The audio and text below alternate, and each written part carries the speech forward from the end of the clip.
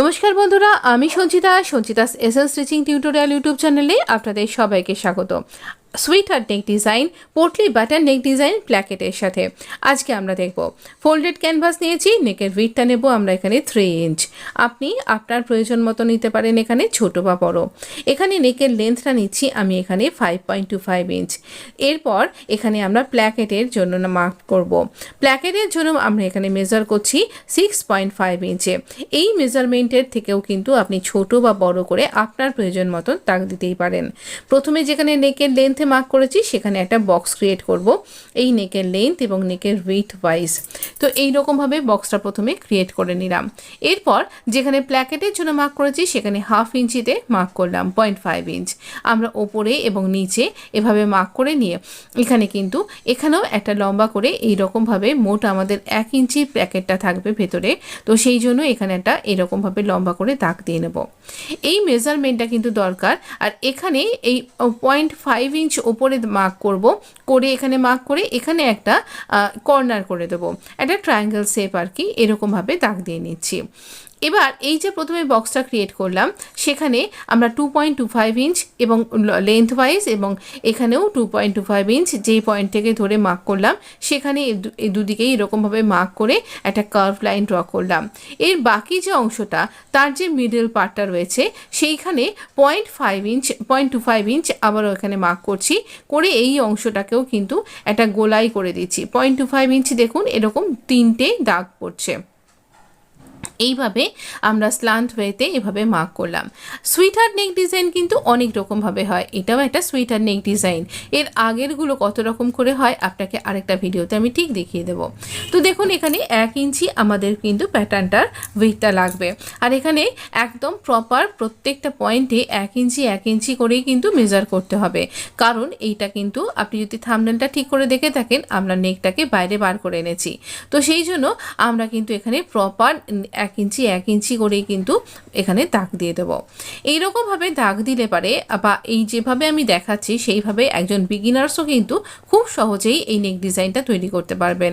আর এই নেক ডিজাইনটা কখনো পুরনো হয় না, এটা 10 বছর আগেও যেমন চলতো আবার 10 বছর পরেও চলবে, একটু অন্যরকমভাবে। তো আমি আজকের মতন করে আজকের ট্রেন্ডি ফ্যাশনকে মাথায় রেখে একটু অন্য রকমভাবে তৈরি করেছি।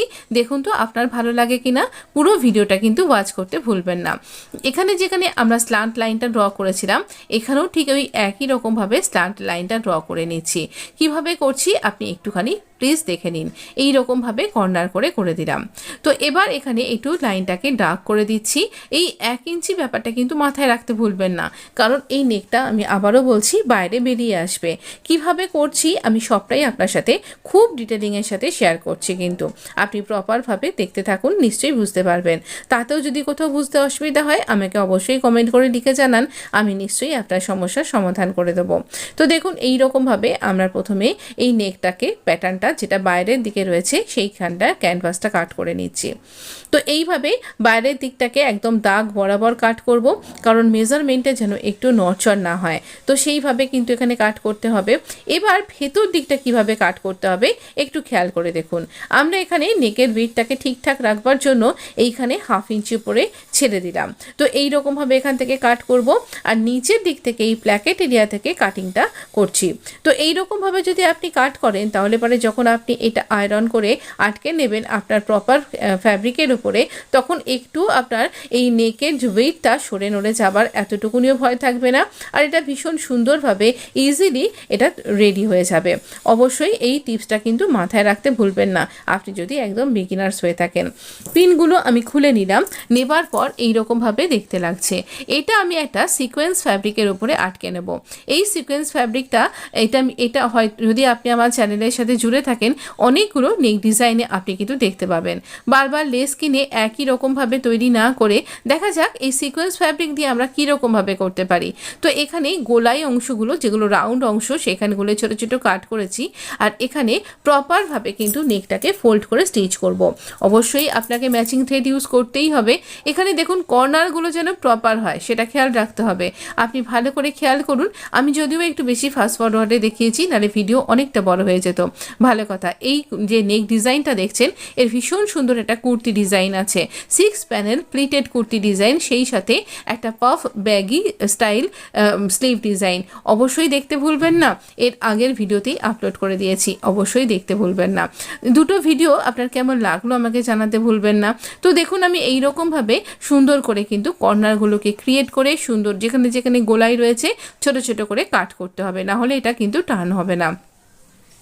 এইভাবে নেকের প্যাচটাকে রেডি করলাম। এবার এটা আমাদের সোজা দিকে টার্ন হয়ে আসবে, তাই উল্টো দিকে কুর্তিটার ফ্রন্ট পার্ট তার উল্টো দিকটাতে এটাকে আটকে নিয়েছি পিনের সাহায্যে, মিডল পার্টের সাথে মিডল পার্ট ম্যাচ করেছি এবং প্ল্যাকেটের জন্য এই মাঝখান বরাবর কিন্তু এখানে আটকে নিয়েছি দাগ দিয়ে নিয়ে। তাহলে চলুন আমরা এবার সেলাই করতে থাকি। আমরা ক্যানভাসের একদম ধার ঘেঁষে ঘেঁষে স্টিচ করব, ক্যানভাসের ধার ঘেঁষে ঘেঁষে স্টিচ করছি। আর এই দেখুন আমরা এখানটাতে যে এখানটা রাউন্ড গোলাই অংশটা সেখানটাতেও কিন্তু এইরকমভাবে সুন্দরভাবে করব, যেভাবে আমাদের ক্যানভাসটা কাট করা হয়েছে সেইভাবে ক্যানভাসে ধার ঘেঁষে ঘেঁষে, কিন্তু কখনোই ক্যানভাসের ওপরে নয়, ধার ঘেঁষে ঘেঁষে এইভাবে স্টিচ করব। আমাদের কর্নারগুলো যেন পারফেক্টভাবে কর্নারটা তৈরি হয় সেটা কিন্তু আমাদের মাথায় রাখতে হবে, আর প্ল্যাকেটটাও যেন একদম সোজাভাবে হয় সেই জন্যই আমরা কিন্তু স্কেল দিয়ে উল্টো দিকে মার্ক করে নিয়েছি। তো এটা যেহেতু সামনের দিকে বেরিয়ে আসবে সেই জন্য কিন্তু আমরা উল্টো দিকে এটাকে আটকে নিয়েছি। আর এবার এটাকে ছোটো ছোটো কাট, এখানে একটা কাট করব, কিছুটা সিম রেখে দেবো, ফ্যাব্রিক রেখে এখানে কিন্তু কাট করে নিচ্ছি আমরা এক্সট্রা ফ্যাব্রিকটাকে। এই যে এক্সট্রা ফ্যাব্রিকটা কাট করছি, এই দেখুন আমরা কিন্তু কর্নারগুলোকে মেনটেন করে কাট করছি, একদম প্রপারভাবে যেভাবে শেপটা রয়েছে সেভাবেই কিন্তু এটাকে কাট করতে হবে। এবার আমরা একদম দেখুন এই যে যেখানে একদম নিচে ভি পোর্শনটায়, এই ভি পোর্শনটাতেও ছোটো ছোটো কাট করছি, সাইডেও দুটো কর্নার রয়েছে ভি করে সেখানেও কাট করছি, গোলাই অংশে ছোটো ছোটো কাট করছি, সুইটার নেক ডিজাইনের এই অংশটাতেও ভালো করে কাট করব, যেন সুতোটা কাট হয়ে না যায়, ক্যানভাস না কাট হয়ে যায়, সেটাও কিন্তু আপনাকে কাট করবার সময় খেয়াল রাখতে হবে। এইরকমভাবে ছোটো ছোটো কাট করলে, আর এটা সিকোয়েন্স ফ্যাব্রিক অনেকগুলো চুমকি এখানে আটকে রয়েছে, তাই সাবধান করে করুন, আর আপনার হাতেও যেন না লেগে যায়। এবার এরকমভাবে এটাকে বার করে নিয়ে একটু আয়রন করে নিন। যেহেতু সিকোয়েন্স ফ্যাব্রিক সেই জন্য আমি এখানে আয়রনটা করলাম না, আমি এখানে এমনি এরকমভাবে টেনে নিয়ে স্টিচ করে নিচ্ছি। একদম টপ স্টিচ করতে হবে এবং অবশ্যই ম্যাচিং থ্রেড তো ইউজ করতেই হবে। তো একদম কর্নারগুলোতে ছুঁচকে লক করে তারপর আমরা গার্মেন্টটাকে ঘুরিয়ে নিচ্ছি। আপনি যদি এই বডি কালারের মানে আমাদের কুর্তির যে ফ্যাব্রিকটা সেটাকে একটু ভালো করে টেনে ধরেন ভেতর থেকে, তাহলে আপনি এটা কিন্তু সামনের দিকে এগিয়ে আসবে আর আপনার টপ স্টিচ করতে কোনো অসুবিধা হবে না। একটুখানি চেপে চেপে ধরে ধরে স্টিচ করুন, কর্নারগুলো সুন্দরভাবে গোলাই অংশগুলোতে সুন্দরভাবে পারফেক্টভাবে যেন আপনার স্টিচিংটা হয় সেটা খেয়াল রাখতে হবে।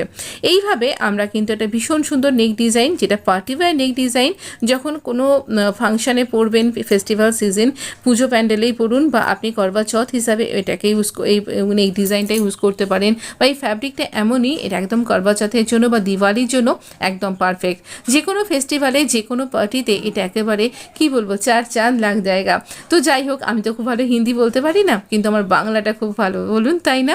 তো যাই হোক, এই নেক ডিজাইনটা কিন্তু ভীষণ সুন্দর, এত অ্যাট্রাকটিভ লাগবে যখন এই আলো পড়বে, তো এই সিকোয়েন্সগুলো ঝকমক করবে, ভীষণ সুন্দর একটা এফেক্ট আসবে। সবসময়তে গোল মানে গোটা লেস এরকম দিলে অনেক সময় আমাদের অস্বাচ্ছন্দ্য বোধ হয়, তো সেই ক্ষেত্রে তারা কিন্তু এই রকম সিকোয়েন্স ফ্যাব্রিক দিয়েও কিন্তু আপনি সুন্দর পার্টিওয়্যার নেক ডিজাইন তৈরি করতে পারেন।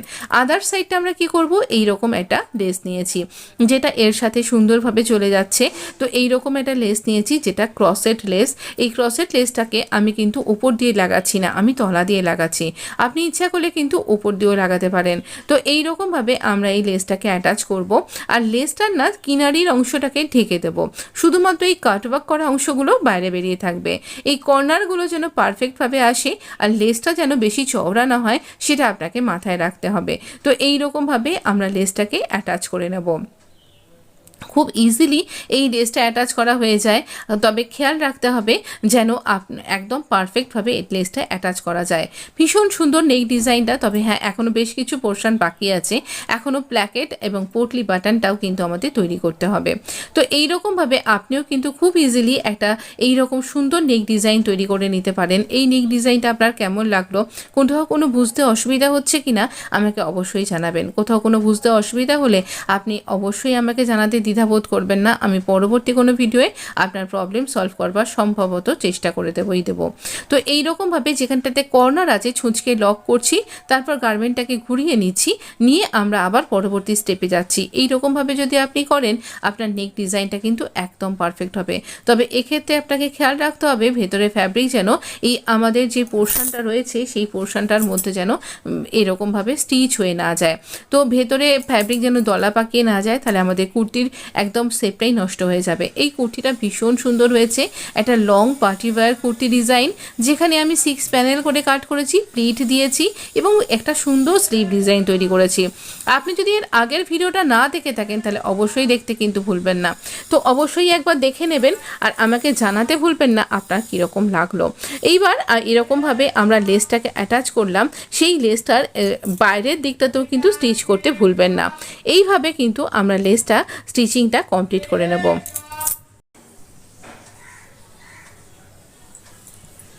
একদম প্রথম থেকে শেষ পর্যন্ত আমরা প্রত্যেকটা কর্নারকে পারফেক্টভাবে এখানে কভার করেছি, আর আমাদের নেক ডিজাইন কিন্তু পারফেক্টভাবে লেসটা বসে গেছে। আদার সাইডটাও আমরা কিন্তু ম্যাচিং কালারের থ্রেড দিয়ে স্টিচ করে নেব এমনভাবে যাতে করে কিন্তু এটা সুন্দরভাবে বসে যায়। আমরা 2.5 ইঞ্চির ফ্যাব্রিকের স্ট্রিপ নিয়েছি, একটা এইরকম সিকোয়েন্স ফ্যাব্রিক দুটো, আর দুটো কিন্তু আমরা এখানে লাইনিং ফ্যাব্রিক নিয়েছি। তো দেখুন এখানে কিভাবে স্টিচ করছি, প্রথমে ওপর দিকটা স্টিচ করলাম, তারপর ঘুরিয়ে নিয়ে আমরা এই পাশটা স্টিচ করছি, দুটো পাশকে স্টিচ করছি। আমরা তৈরি করছি প্ল্যাকেট। এই প্ল্যাকেটটাকে আমি বন্ধ করব এবং পোটলি বাটনও অ্যাটাচ করব। কিভাবে করছি সেটাই দেখাচ্ছি। এইভাবে আমরা যদি আঙুলের সাহায্যে এটাকে টার্ন করে নিই তাহলে আমাদের এই সেলাইটা একদম কিন্তু ইনভিজিবল হয়ে যাবে, আমাদের প্ল্যাকেটটা সুন্দরভাবে ইনভিজিবলভাবে রেডি হয়ে যাবে। তো এরপর ওপর দিয়ে একটা টপ স্টিচ লাগিয়ে নেব, প্রথমে ওপরের ছোট অংশটা, তারপর এই লম্বা অংশটাতে একদম পারফেক্টভাবে আমরা কিন্তু এখানে প্ল্যাকেটটা রেডি করেছি। এখানে আমরা 1/2 ইঞ্চি ছেড়ে দিচ্ছি, দিয়ে এই দেখুন পোটলি বাটন তৈরি করেছি। পোটলি বাটন কি করে তৈরি করতে হয় আই বাটনে আমি ডিজাইন লিঙ্কটা দিয়ে দেবো, আপনি অবশ্যই একবার খেয়াল করে দেখে নেবেন। এখানে 4 রকম প্রসেসে আমি ওই ভিডিওটাতে দেখিয়েছিলাম কি করে পোটলি বাটন তৈরি করতে হয়। তো এখানে আমি থার্মোকল বল নিয়েছি আর পোটলি বাটনগুলোকে রেডি করে নিয়েছি। এইভাবে পোটলি বাটনগুলোকে আমি 1 ইঞ্চি গ্যাপ দিয়ে বসাচ্ছি। তো পোটলি বাটন বসানোর সময়তে আপনি অবশ্যই সিঙ্গেল ফুট ব্যবহার করবেন। আমার এই মেশিনের সিঙ্গেল ফুটটা এখনো অবধি কেনা হয়নি, তো আমি এখানে এই ফুটেই বসাচ্ছি। আপনি যদি মনে করেন কি করে সিঙ্গেল ফুট দিয়ে বসাবেন তার ভিডিও কিন্তু আছে আমার আগের পুরনো ভিডিওতে, অবশ্যই একবার দেখে নিতে ভুলবেন না। সাবধানে বসাবেন যেন আপনার হাতে না লাগে। পোটলি বাটন বসানোর সময় অবশ্যই কিন্তু এরকমভাবে যদি বসাচ্ছেন ফুট না চেঞ্জ করে থার্মোকল বল অবশ্যই ইউজ করবেন। এর পরে আমরা যে আরও একটা এখানে দেখুন এক্সট্রা যে আমাদের পোটলি বাটনের যে কটনগুলো রয়েছে সেগুলোকে আমি এখানে ছোট ছোট করে কাট করে দিচ্ছি এক্সট্রা অংশটা, না হলে এটা উঠে উঠে থাকবে, দেখতে ভালো হবে না, নেকের ফিনিশিংটা ভালো আসবে না। এরপর আমরা এখানে এই পোটলি বাটনটার এই দেখুন এখান দিয়ে আমরা যে শুধুমাত্র বাটনের হেডগুলো থাকবে জেগে, আর তারপর বাকি অংশটা আমরা আরেকটা প্ল্যাকেটেরই অংশটা দিয়ে চেপে সেলাই করে দেব।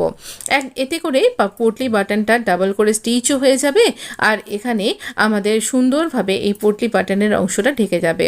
হোয়াইটের ওপরে এই রেড ফ্যাব্রিক দিয়ে এই পোটলি বাটন ডিজাইনটা ভীষণ সুন্দর এসছে। আমি এখানে নেকের লেন্থটা যে উইডথটা সেটা মার্ক করে নিয়েছিলাম, আর তারপরে দেখুন এখানে নেকের লেন্থটা মার্ক করলাম, দুদিকে দাগ দিয়ে নিয়েছি আমি। আমার এখানে নেকের লেন্থটা ছিল 5.5 ইঞ্চ, সেখানে মার্ক করে নিয়েছি। এই অংশটাকে এর ভেতরে বসিয়ে নিচ্ছি, পিন দিয়ে ভালো করে আটকে নিচ্ছি। যতটা গ্যাপ আমার ছিল 1 ইঞ্চি, সেই গ্যাপটাকে মাথায় রেখে এখানে বাকি অংশটাতে আমি স্টিচ করে দিচ্ছি। স্টিচটা শুরু করবার সময় এবং শেষ করবার সময়তে অবশ্যই লক করে স্টিচ করব। তো এখানে একদম কর্নার অবধি স্টিচ করে নিয়েছি, আর তারপর এখানে ছুঁচটাকে ঘুরিয়ে নিয়ে আমরা আবার পরবর্তী স্টেপে স্টিচটা কমপ্লিট করছি। এই নেক ডিজাইনটা ভীষণ সুন্দর লেগেছে আমার নিজের, তো আপনার কেমন লেগেছে অবশ্যই জানাবেন। যদি আপনারও ভালো লেগে থাকে একটা লাইক দিয়ে কিন্তু আমাকে ইন্সপায়ার করতে ভুলবেন না প্লিজ। এই হচ্ছে কুর্তি ডিজাইনটা, যেটা এর আগের ভিডিও আপলোড হয়েছে, অবশ্যই দেখতে ভুলবেন না। ফাইনাল লুকটা এরকম এসছে, একটু কাছ থেকে দেখা যাক। দেখুন কতটা প্রিটি দেখতে লাগছে, আমার তো ভীষণ সুন্দর লেগেছে। স্লিভ ডিজাইনটাও অনবদ্য, একটা পাফ স্লিভ, তার সাথে ব্যাগি স্টাইল স্লিভ ডিজাইন, অবশ্যই দেখতে ভুলবেন না এর আগের ভিডিওটা। ভালো লাগলে লাইক শেয়ার সাবস্ক্রাইব।